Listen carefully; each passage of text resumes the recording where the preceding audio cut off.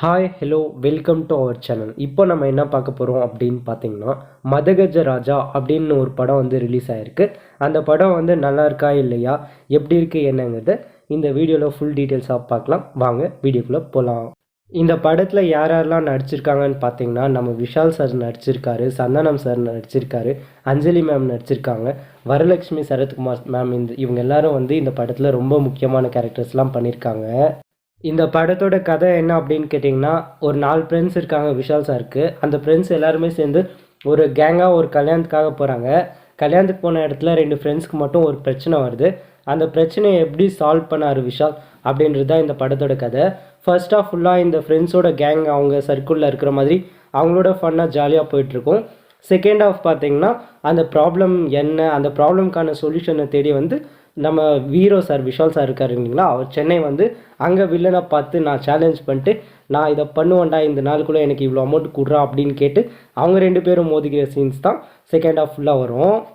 இந்த படத்தோட பெரிய ஹைலைட் என்னன்னு கேட்டிங்கன்னா சந்தானம் சார் தான். இந்த படத்தில் சந்தானம் சார் ஹீரோவா விஷால் சார் ஹீரோவா அப்படின்னு ஒரு கன்ஃபியூஷன்லேயே இந்த படம் பார்க்கும்போது உங்களுக்கே ஏற்படுத்தி விட்டுரும். சந்தானம் சாரோட காமெடிஸ்லாம் செம்மையாக ஒர்க் ஆகிருக்கு.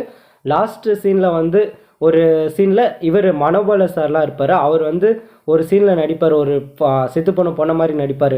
அதெல்லாம் நீங்கள் பார்த்தீங்க அப்படின்னா விழுந்து விழுந்து சிரிக்கலாம். அந்த மாதிரி காமெடிஸ் வந்து இந்த படத்தில் எக்கச்சக்கமாக இருக்குது. இந்த படத்தோட ஹீரோ விஷால் சார், அவரை பற்றி சொல்லி ஆகணும்.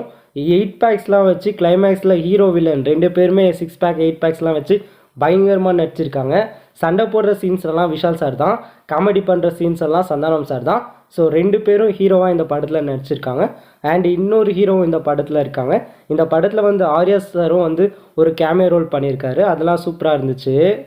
ஓவராலாக இந்த படத்தை பற்றி சொல்லணும் அப்படின்னா ஒரே வார்த்தை தான். இந்த பொங்கலுக்கு வந்து நீங்கள் ஜாலியாக ஃபன்னாக குடும்பத்தோடு சந்தோஷமாக விழுந்து விழுந்து சிரித்து ஒரு படத்தை பார்க்கணும் அப்படின்னு நினச்சிங்கன்னா இந்த மதகஜ ராஜா படத்தை கண்டிப்பாக மிஸ் பண்ணாதீங்க.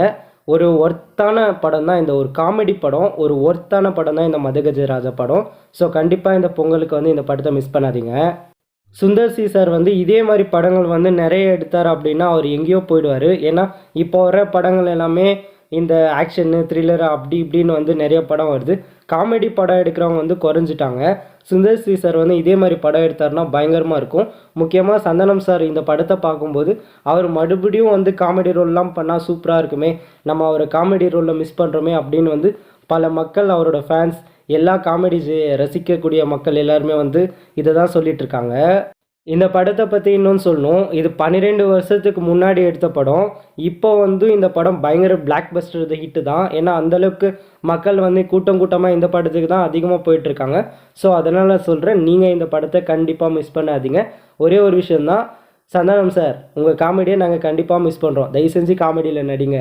ஓகே, இந்த வீடியோ வந்து உங்களுக்கு பிடிச்சிருந்துச்சு அப்படின்னா இந்த வீடியோக்கு லைக் பண்ணுங்கள், ஷேர் பண்ணுங்கள், கமெண்ட் பண்ணுங்கள்.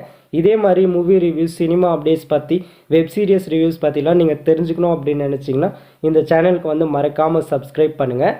இதே மாதிரி ஒரு நல்ல வீடியோவில் மீண்டும் உங்களை சந்திப்போம். அதுவரை உங்களிடமிருந்து விடைபெறுவது நான் உங்கள் மணி.